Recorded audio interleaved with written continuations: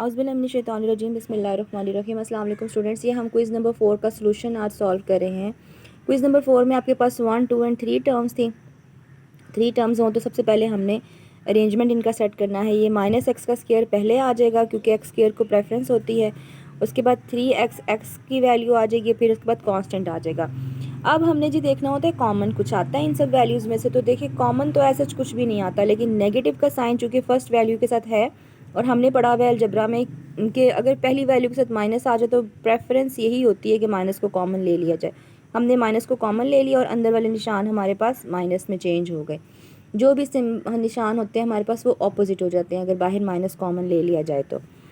अब ये आ गई हैं 1 टर्म, 2 टर्म और 3 टर्म। तो हमने 3 टर्म्स हों तो ये रूल पढ़ा है कि कोई सी दो वैल्यूज़ का स्क्वायर बनता हो और सेंटर वाली जो वैल्यू है वो 2 का मल्टीपल भी हो तो हमारे पास कंप्लीटिंग स्क्वायर लग जाता है। अब ये देखें, ये 2 का स्क्वायर तो बनता है, इसका भी स्क्वायर बनता है, इसका भी स्क्वायर बनता है, लेकिन ये जो सेंटर वाली वैल्यू है ये 2 का मल्टीपल तो नहीं है ना, तो हमें चेक करने की ज़रूरत ही नहीं है। ये अगर 2 का मल्टीपल होती तो फिर हम वेरिफिकेशन वाला स्टेप चेक कर लेते कि कंप्लीटिंग स्क्वायर होता है कि नहीं होता।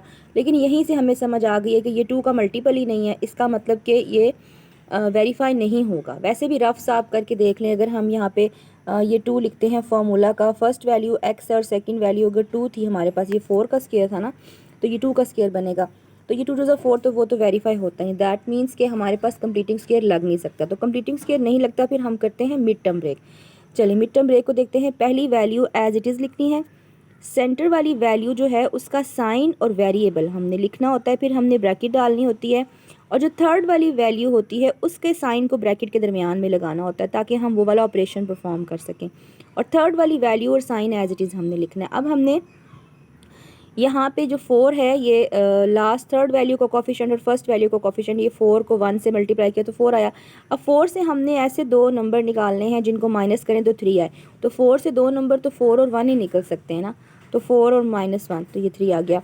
इस मेथड को मैं इसलिए प्रेफर करती हूँ कि इस मेथड में साइन की मिस्टेक्स नहीं होती, वरना बच्चे अक्सर यहाँ पे ना साइंस की मिस्टेक कर देते हैं। वो डायरेक्ट ये वाला मेथड आप कटवा देते हैं, नहीं करते ये वाला स्टेप, और इस स्टेप के बाद डायरेक्ट बच्चे ये स्टेप करते हैं, वर्बल याद रखते हैं, दो ऐसी चीज़ें हैं एक साथ प्लस आए एक के साथ माइनस आए, वो उसमें गलती के चांसेस होते हैं।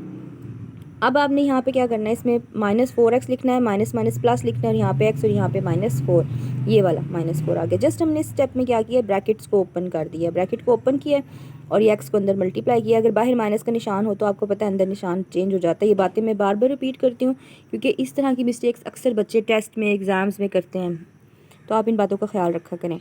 नेक्स्ट में हमने इन दोनों वैल्यूज़ में से कॉमन लिया और फिर हमने इन दोनों में से कॉमन लिया। इन दोनों में से तो x कॉमन आ जाएगा, x -4 आ जाएगा, और इन दोनों में से कुछ कॉमन नहीं आएगा तो 1 कॉमन आ जाएगा और x -4।